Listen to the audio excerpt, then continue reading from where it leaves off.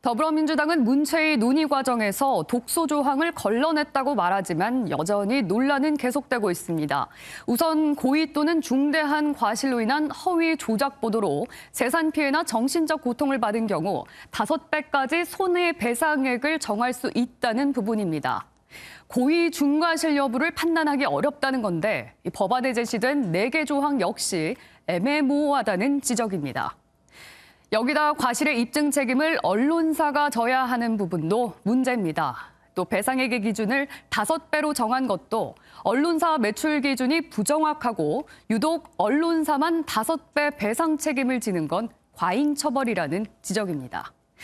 가짜 뉴스가 많은 것으로 알려진 유튜브는 쏙 빼놓고 언론만 규제하는 건 권력에 대한 견제를 위축시킨다는 비판이 이어지고 있습니다. 변협과 언론단체의 반대에도 불구하고 민주당이 언론중재법을 밀어붙이는 진짜 이유는 무엇일까요? 정치부 안보람 기자와 이야기 나눠보겠습니다. 네, 그럼 언론중재법에 대해서 조금 더 들여다보겠습니다. 안 기자, 지금 차윤아 앵커도 얘기를 했습니다마는 독소 조항을 제거했다고 더불어민주당은 얘기하고 있습니다마는 언론계라든지 아니면 언론 시민단체에서는 우려하는 바가 분명히 있거든요. 자, 먼저 이 민주당이 이렇게 언론중재법을 처리 강행하는 이유가 뭘까? 왜 이렇게 밀어붙일까? 그 배경부터 좀 살펴봐야 될 것 같아요. 네, 일단 언론개혁이 본격적으로 언급된 거는 조국 사태 때였습니다. 예. 서초동 검찰청사 앞에서 벌어진 촛불 시위 기억하시는 분들 많을 텐데요. 잠깐 보시겠습니다.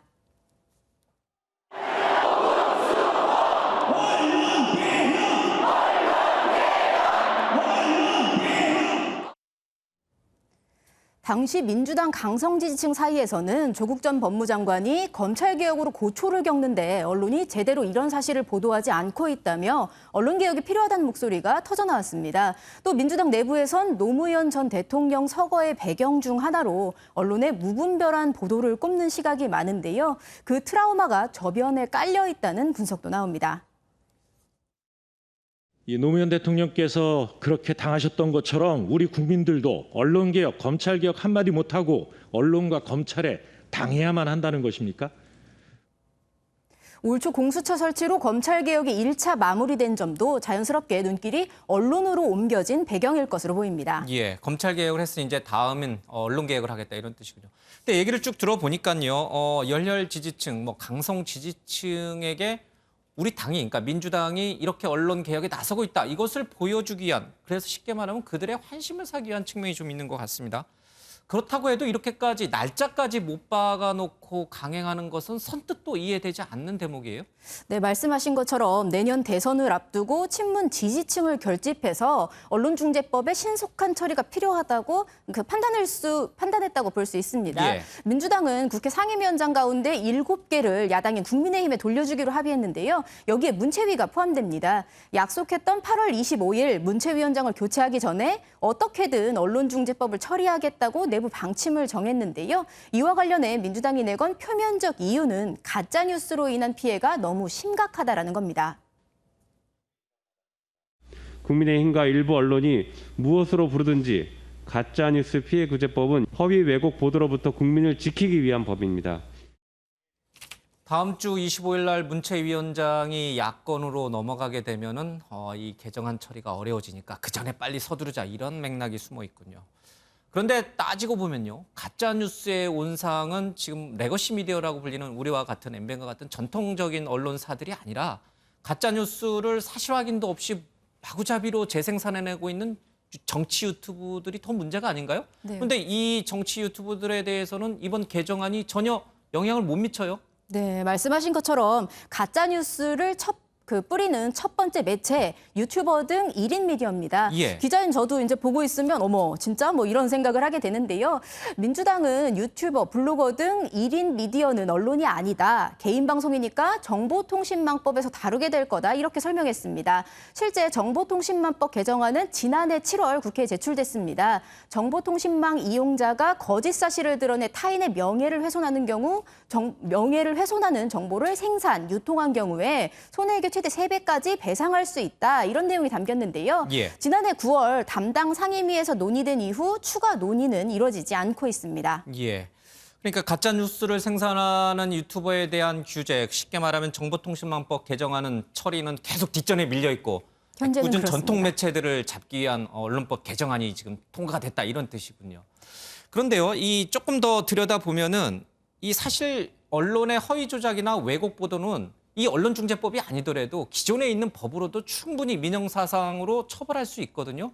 왜 이걸 다시 또 이중적인 언론중재법을 만들어서 처벌하느냐 이런 문제가 또 있고 오늘 개정안에 보니까 뭐 보복적 또 충분한 검증 절차, 회복하기 어려운 뭐 이런 표현 문구가 들어가 있는데 이런 문구들은 너무 자의적이고 주관적이어서 나중에 실제로 적용할 때 네 말이 맞냐 내 말이 맞냐 뭐가 보복이냐 아니냐 논란이 있을 수 있어요.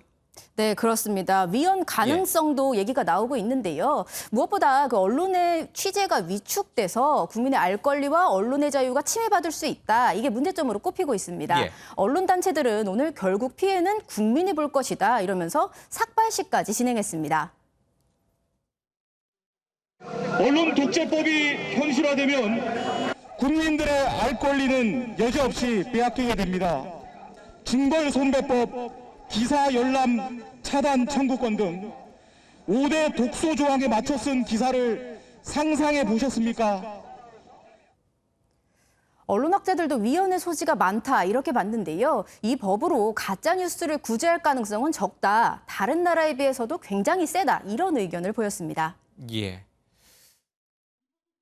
언론인에 대한 굉장히 억압적인 조항이 많이 있는 나라인데 우리나라가 거기에 훨씬 더 강력한 거를 법률적으로 제가 보기엔 잘 맞지 않는 법에다가 집어넣어서 규제를 하려고 하는 거가 좀 문제를 보이고 언론 자유는 사실 민주주의의 최후의 보루고 그래서 이제 헌법에서도 그 가치를 보장해주고 있는데 이 위헌 문제까지도 좀 나오는 것 같습니다.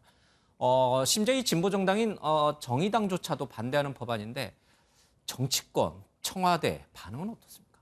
청와대는 일단 원론적인 입장만 밝혔습니다. 잘못된 언론 보도로 인한 피해 구제가 충분하지 않아서 피해 구제의 실효성을 높이기 위한 입법적 노력이 필요하다 이렇게 말했는데요. 하지만 민주당의 우군, 정의당도 이번만큼은 우려를 표했습니다. 일부 허위 조작 보도를 잡으려다가 언론 전체를 때려잡는 결과를 가져오게 될 수밖에 없을 것입니다. 언론중재법이 아니라 언론중죄법을 만들어 버렸습니다. 정의당이 민주당의 우군인가요? 예. 어쨌든 간에요. 자, 이제 상임위 문체위를 통과했고 남은 절차는 뭔가요? 네, 일단 담당 상임위 문체위를 넘으면서 언론중재법은 사실 8분 흥선을 넘었다 이런 진단 가능해 보입니다. 예. 이제 남은 일정은 24일 예정된 법제사법위원회 그리고 25일 본회의인데요. 민주당이 당 차원에서 반드시 처리해야 하는 개혁 입법으로 추진해온 만큼 본회의까지는 그대로 밀어붙일 것으로 예상됩니다. 그래서 우려는 더 커지는 상황입니다. 네, 지금까지 정치부 한보람 기자였습니다. 잘 들었습니다.